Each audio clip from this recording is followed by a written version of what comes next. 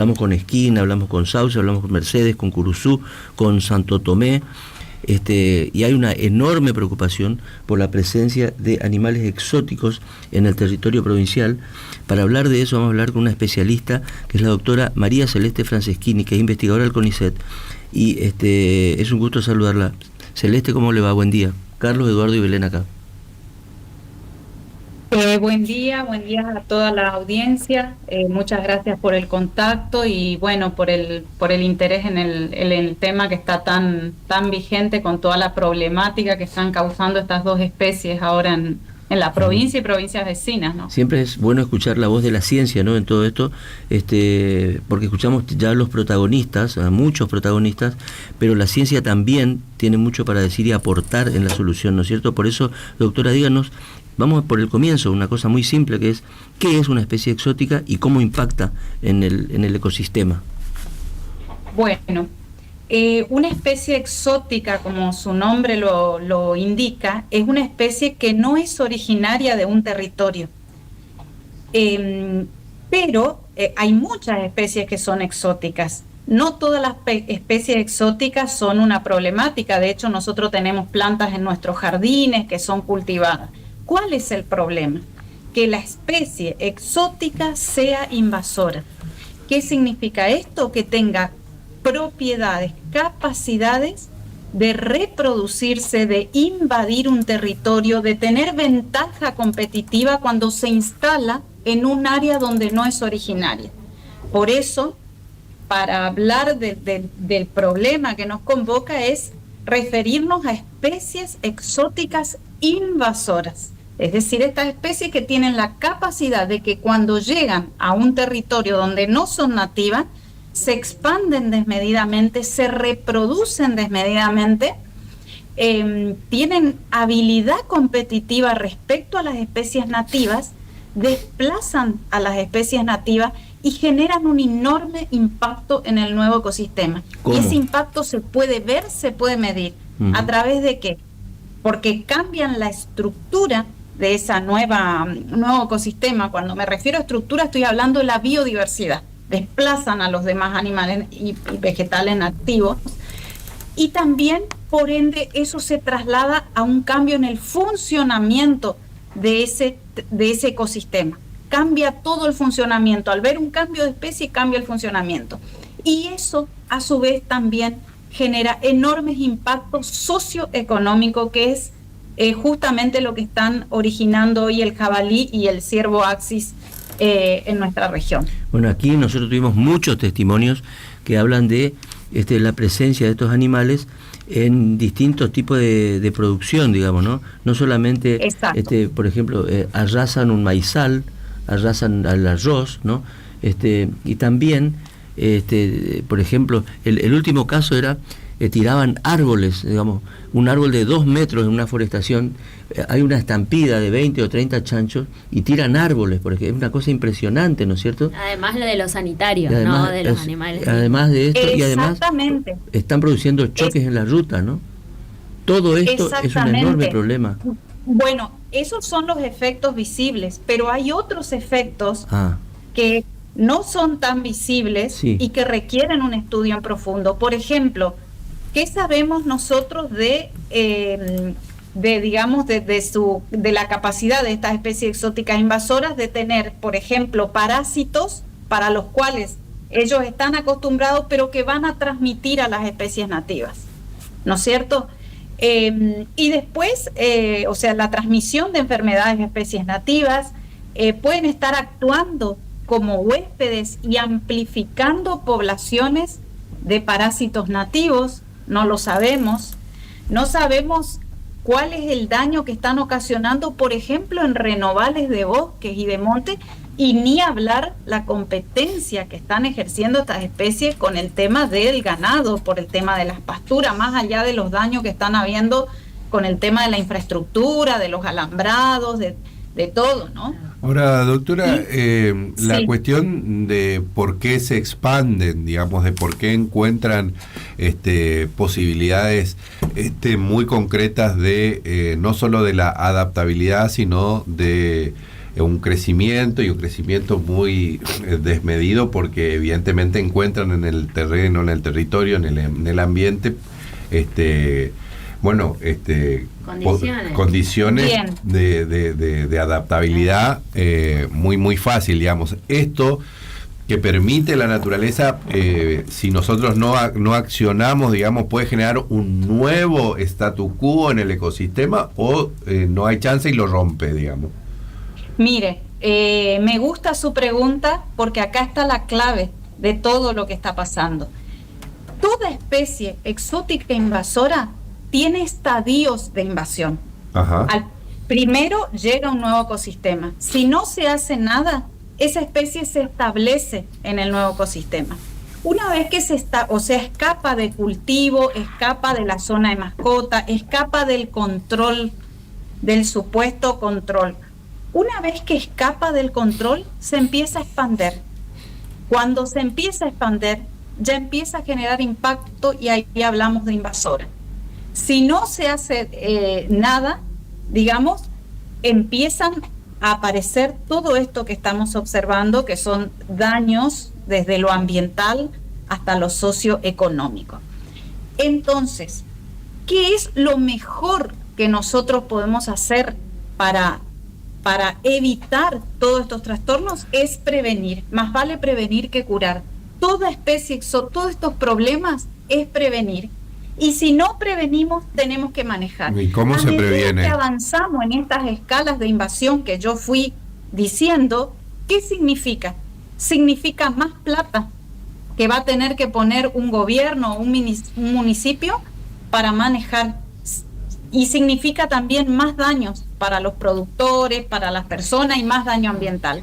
Por eso es muy importante el tema de prevenir el avance de especies exóticas que puedan ser invasoras. Ahora, doctora, la cuestión es que ahora ya no lo pudimos hacer, evidentemente, y ya tenemos el problema acá, digamos, estamos en etapa crítica de mitigación, digamos, porque no... Exactamente, pero le quiero contar que hoy esto está muy en boga en Argentina, pero hace unos años no se sabía nada de estas especies. Hay otros países como Australia, Estados Unidos, voy a nombrar Sudáfrica también, donde esta problemática siempre estuvo vigente y ellos tienen maneras de prevenir. Hay mucha educación ambiental y la sociedad conoce esta problemática. ¿Y cuál es la respuesta de la ciencia? Hace poco se empezó a hablar. ¿Cuál es la respuesta de la ciencia a esto? ¿Qué sugiere la ciencia? La respuesta de la ciencia es encarar acciones de manejo. ¿Cómo? Ver cómo se están manejando, por ejemplo, en otros países, especies exóticas de este tipo, por ejemplo, a través de la caza, porque ahora lo que nos queda es mitigar, es implementar como técnicas, por ejemplo, de manejo. Existe la caza. En otros países para este tipo de especie también, por ejemplo, desde el gobierno se facilitan acciones que tengan que ver, por ejemplo, con los permisos de caza, agilizar eso, por supuesto, en un marco de control. Y también, por ejemplo, en otros países se han manejado temas de frigorífico, de que esa carne tenga un circuito comercial, digamos, y pueda ser, digamos, comercializada, ¿no? A través de frigoríficos, a través bueno, hay todo pero por el... Yo supongo, doctora, que el jabalí no tiene ningún inconveniente, no me queda tan claro lo del ciervo axis, es carne que se puede comer, digamos, básicamente. Mire, he escuchado casos de Inglaterra con ciervos invasores que han implementado la carne de ciervo. Yo he estado en Europa y se vende también como se venden en los eventos, por ejemplo, carne de reno, como si fuese una shawarma así cortada. O sea, todo es cuestión de buscarle la vuelta, digamos, ¿no? Y yo creo que se debería desde lo estatal también, desde la gente que está en la gestión de esto, ver los mecanismos que tenemos para poder, ver qué acciones de manejo se pueden aplicar y también favorecer para que todo pueda, porque si ponemos la casa, bueno, tenemos que agilizar un poco, porque en general Argentina es un país muy burocrático. Entonces tenemos que agilizar siempre con el debido control agilizar todo lo que encauce para poder facilitar y manejar, digamos, estas especies que ya están fuera de control. Y otra cosa que quisiera también dejar en claro es que esto ya salió fuera de control, nos queda mitigar, pero hay un montón de especies, que son potencialmente invasoras y que tenemos en nuestra región. Entonces, hay una lista nacional de especies exóticas invasoras. Es cierto, esa lista es útil, pero también es importante que cada provincia, cada región trabaje para ver cuáles son sus especies exóticas invasoras. Perdón, se cortó la luz. Puede pasar. Bueno, qué increíble. Otro problema que deberíamos solucionar es de la luz, ¿no? Tenemos una especie exótica muy extendida. La escuchamos, doctora, que es lo importante. ¿Puedo salir afuera? Bueno. A ver si puedo salir afuera. Dale. Mientras la escuchamos, de todas maneras. Bueno, entonces... Ahí está. Claro, entonces, como les decía, es importante también tener, más allá de la lista nacional de especies exóticas invasoras, una mirada desde lo federal y de lo regional. Claro. Y en este sentido, quería comentar que hay un alumno de la Facultad de Ciencias Exactas y Naturales que está trabajando en esta temática. Doctora, ¿hay un plan de manejo? Porque acá también hay coto de caza, ¿no? Pero hay denuncia de que en algunos campos se convierte en un campo de batalla, digamos, empieza el tiroteo y eso es peligroso. Entonces la pregunta es si existe también un plan de manejo o un plan de control, o un plan, digamos, de cómo activar, por ejemplo, un coto de caza, ¿no? Mire, hasta el momento yo no tengo conocimiento que haya. Lo que se necesita urgentemente es que, digamos, que ponernos a trabajar en este tema urgentemente ya para poder manejar y exclusivamente. Nosotros en el laboratorio hacemos estudios que tienen que ver, estamos armando una lista de especies exóticas invasoras de Corrientes y del Chaco, pero en realidad se necesita urgente, digamos, poner los medios para poner a trabajar y ver, digamos, cómo abordar esta problemática. Y la ciencia y también la parte de la gestión de gobierno de la mano para poder dar una respuesta. Claro. Y la clave es mirar cómo manejaron otros países. Yo no sé si acá en Corrientes se armó un grupo con distintos actores sociales, desde productores, el gobierno, los científicos, para ver cómo se encara este problema. Claro.